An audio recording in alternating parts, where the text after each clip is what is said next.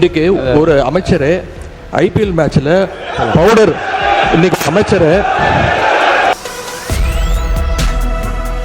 அதாவது ஸ்டேடியம்ல இருந்து இந்த மாதிரி நடந்ததுக்கான அப்படி இவங்க சொல்றாங்கன்னா அந்த சமயத்துல திராவிட முன்னேற்ற கழகத்தின் ஆட்சி தான் நடந்தது. அப்போ ஸ்டேடியம் வாசல்ல இருந்து இன்றைக்கு ஒரு அமைச்சர் ஐபிஎல் மேட்ச்ல பவுடர் இன்னைக்கு அமைச்சர் ஐபிஎல் உட்காருங்க முடிக்கட்டும் உட்காருங்க. அவங்க குற்றச்சாட்டு வச்சா நானும் குற்றச்சாட்டு வைப்பேன். எதிர்கட்சியில் ஒன்று சொல்கிறேன். உங்களுக்கு பேசுவதற்கு நான் அனுமதி அளிக்கிறேன். நியாயமான கருத்து எதிர்கருத்து இருந்தால் நான் சொல்ல அனுமதி அளிக்கிறேன். ஆனால் உங்கள் கட்சியை சார்ந்தவர்களே நீங்கள் பேசி அப்படி நான் உட்கார அமைச்சர் இருங்க அமைச்சரை நான் உட்கார சொல்லிவிட்டேன். இல்லை நான் திரும்ப ஒன்று சொல்லுகிறேன். ஒரு கட்சியை சார்ந்த ஒரு நீங்கள் என்ன உறுப்பினர் ஆஸ்டின் நீங்கள் அவருக்காக உங்கள் எதிர்கட்சி தலைவருக்காக பேசுறீங்களா? உட்காருங்க. நீங்கள் அவர் தான் உட்கார சொல்லிட்டேன்ல, நீங்கள் பேசக்கூடாது. உட்காருங்க ஆஸ்டின் சார், உட்காருங்க. நீங்கள் உறுப்பினர் ஆஸ்டின் உங்களுடைய கட்சியினுடைய தலைவர், நீங்கள் எல்லாம் மதிக்க வேண்டிய, நான் மதிக்க வேண்டிய எதிர்கட்சி தலைவர், அவருக்கு நான் வாய்ப்பு கொடுத்துருக்கிறேன். மாண்புமிகு சட்டத்துறை அமைச்சர் எழுந்த உடனே உட்காருங்கள், பதில் சொல்வார் என்று சொல்லுகிற போது நீங்கள் எல்லாரும் எழுந்தீங்கள் என்றால் அப்போ உங்கள் தலைவருக்கு என்ன மதிப்பு இருக்கிறது? மாண்புமிகு எதிர்கட்சி தலைவர் நீங்கள் பேசுங்க.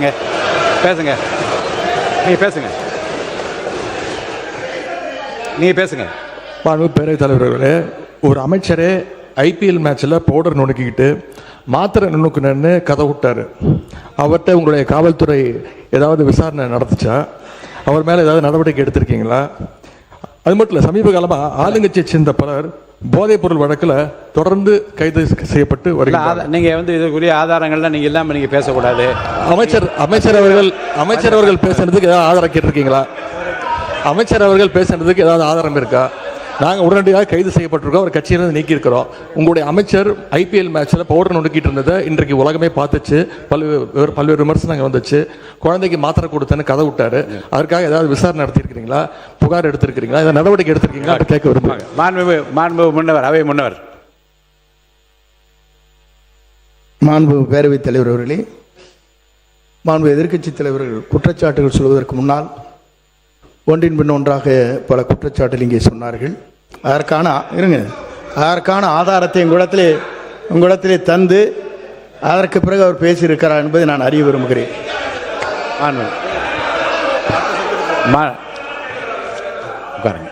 மாண்புமிகு சட்டத்துறை மாண்புமிகு பேரவைத் தலைவர்களே, நான் குறிப்பிட்ட அந்த போதை கடத்தல் மன்னன் ஜாவத் சாதிக் சம்பந்தப்பட்ட எந்த பெயரையும் நான் சபை நாகரிகம் கருதி சொல்லவில்லை. அதே நேரத்தில் அந்த வழக்கில் ஒன்றிய அரசு டெல்லியில் பதிவு செய்யப்பட்ட வழக்கு தான் தவிர்த்து இங்கே எந்த வழக்கும் பதிவு செய்யப்படவில்லை. அவரை காப்பாற்றும் முயற்சியாக நடந்தது. இவர்கள் தேவைப்பட்டால் யாருடன் எந்தெந்த வகையில் புகைப்படம் எல்லாம் அப்போது சமூக வலைதளத்தில் எல்லாத்திலும் வெளியானுச்சு. சபை நாகரிகம் கருதி நான் அதை வெளியிடவில்லை, யாருடைய பெயரையும் குறிப்பிடவில்லை. அதை அவர்கள் இத்தோடு நிறுத்திக் கொண்டால் நல்லது. கண்டிப்பாக நம்மளுடைய அரசு எந்த வகையிலும் போதைப் பொருள் கடத்தலை தடுக்கவும் போதைப் பொருட்களை தடுக்கவும் தான் முதலமைச்சர் உத்தரவிட்டுள்ளார். இல்லை இந்த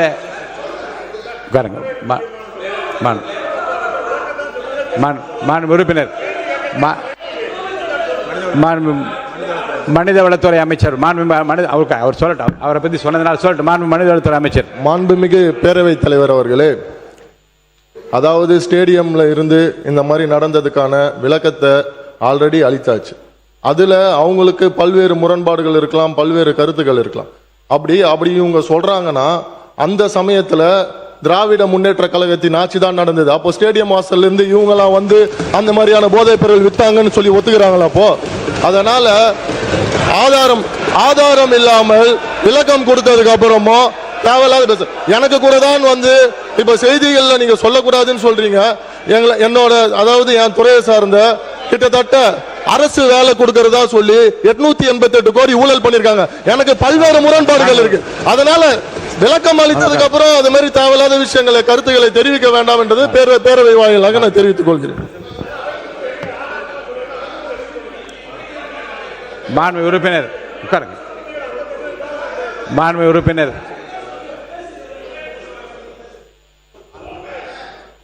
பேரவைத் தலைவர் அவர்களே, அவரை பற்றி குற்றச்சாட்டு சொன்னால் அதற்கு பதில் சொல்லிட்டாரு. அதை விட்டு ஒரு ரெய்டில் எங்கேயாவது செக்குது 888 கோடின்னு ஒரு கேஸ் பதிவு பண்ண சொல்லி இடி சொன்னாங்கன்னு சொல்லி பெர்சீவ் பண்ணி அது வேலை கோர்ட்டில் இருக்குது சப்ஜெக்ட். கோர்ட்டில் இருக்கிற சப்ஜெக்டை இவர் கூப்பிட்டு பேசுகிறது எப்படி சரியாக இருக்குமா? ஃபுல் விளக்கம் நான் சொல்ல முடியுமா அதுக்கு? எனவே அதை அவை குறிப்பிலிருந்து நீக்க வேண்டும். 1. 2, அவரை பற்றி சொன்னதுக்கு நீங்கள் பதில் சொல்லுங்க. அதை விட்டுட்டு ஏன்டானா நீங்கள் மற்றவனை பற்றி பேசியிருக்கீங்க. உன்னை நீங்கள் எடுத்தீங்களே அந்த காரில் தண்ணீங்களே அது என்னன்னு சொல்லுங்க. பள்ளிக்கல்வித்துறை அமைச்சர் பள்ளிக்கல்வித்துறை அமைச்சர் அவர் பேசி முடிக்கட்டும். உட்காருங்க. மாண்புமிகு பள்ளிக்கல்வித்துறை அமைச்சர் அவர் பேர் நிற்கிறார். மாண்புமிகு உறுப்பினர் மாண்புமிகு பேசி முடிக்கட்டும். பேரவைத் தலைவர் அவர்களே,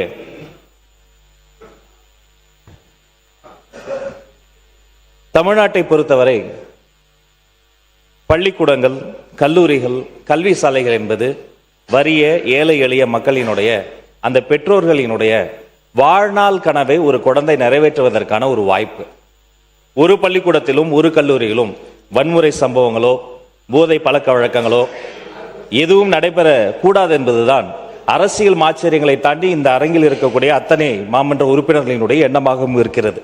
அதே சமயம் இந்த சம்பந்தப்பட்ட அந்த கோவை வழக்காக இருக்கட்டும், திருவற்றூரில் பாதிக்கப்பட்ட அந்த குழந்தையினுடைய வீடாக இருக்கட்டும், பாதிக்கப்பட்ட ஒவ்வொரு குழந்தையும் எங்கள் குழந்தை.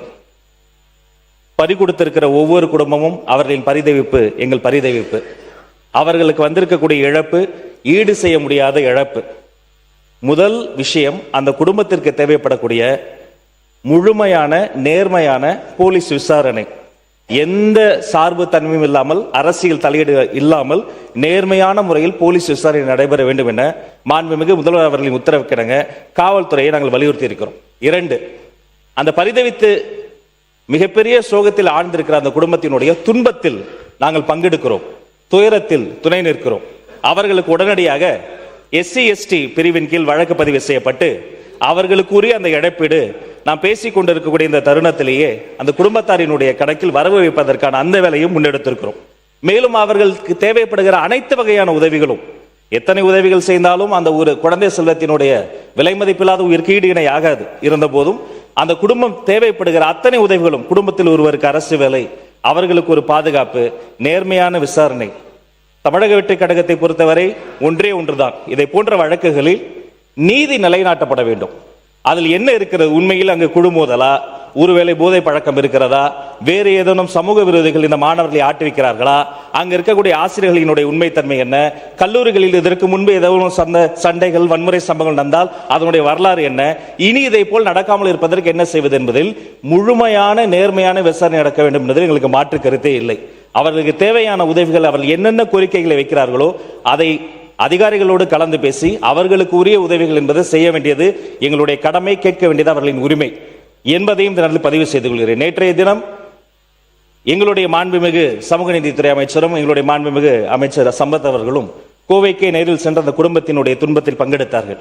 நேற்றைய தினம் பள்ளிக்கல்வித்துறை அமைச்சராக நானும், அன்பிற்கினி சகோதரர் மாண்புமிகு பொதுப்பணித்துறை அமைச்சர் ஆதவ் அவர்களும் திருவற்றூர் வீட்டிற்கே நேரில் சென்று அந்த தாயின் கரம் பிடித்து, தந்தையின் கைப்பிடித்து அவர்களினுடைய துன்பத்தை ஈடு இணை செய்ய முடியாத ஒரு மிகப்பெரிய இழப்பிற்கு எங்களுடைய ஆறுதலை தெரிவித்தோம். மேலும் திருவற்றூர் சம்பவத்தை பொறுத்த வரைக்கும் அந்த குழந்தை தனுஷ், சின்னஞ்சிறு சிறுவன், அந்த குழந்தையின் மீது தாக்குதல் சம்பவம் நடத்திய அவர்களும் சிறுவர்கள்.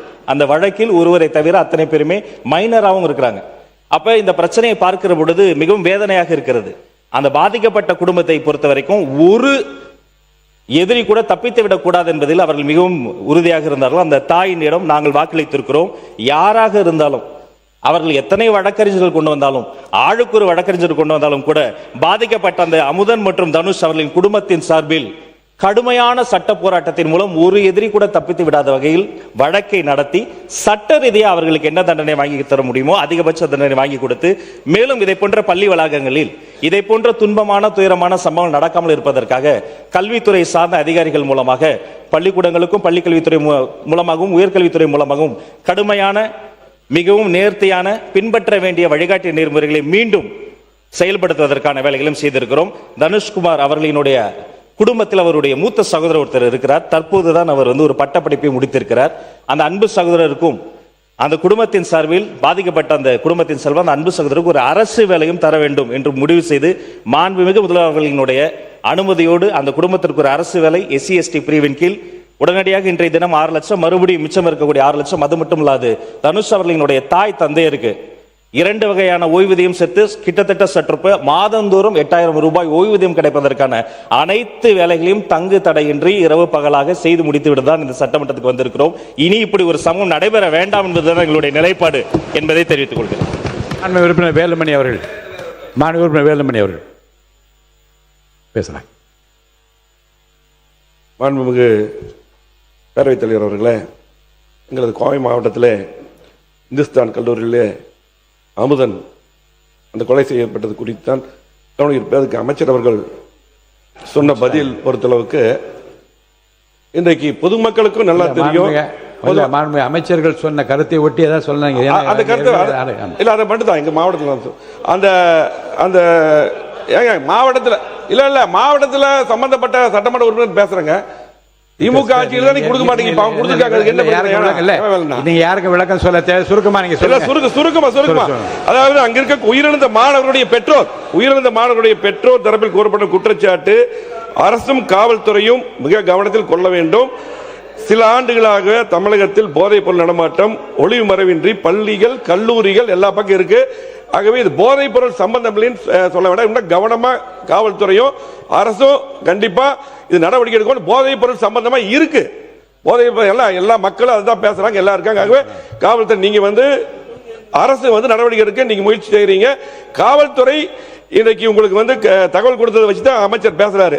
ஆனா காவல்துறை அவர் சரியான தகவல் கொடுக்கல நினைக்கிறாங்கவே. அரசு கவனத்தில் கொண்டு கண்டிப்பாக இதுக்கு சரியான நடவடிக்கை எடுக்க வேண்டும். சம்பந்தப்பட்ட மாணவர் குடும்பத்துக்கு அரசு வேலையும் நிவாரணம் வழங்க வேண்டும். நீங்க பாத்தீங்கன்னா இதுக்கு முன்னால் இருக்கக்கூடிய திமுக அரசுல இதே போல நாங்க அதிமுக சார்பாக பேசும்போது சொல்லியிருக்கோம் பல முறை. இன்னைக்கு அவங்க நடவடிக்கை எடுக்க சொல்றதை விட நீங்க கண்டிப்பா நடவடிக்கை எடுக்க வேண்டும் என்று பேரவைத் தலைவர் கேட்டுக்கொள்கிறேன். மாண்புமிகு பொதுப்பணித்துறை அமைச்சர் அவர்கள், மாண்புமிகு முடிச்சிட்டோம், முடிச்சிட்டா பொதுப்பணித்துறை அமைச்சர் முடிச்சிட போதும். மாண்புமிகு உட்காருங்க, நீங்க பேசுங்க.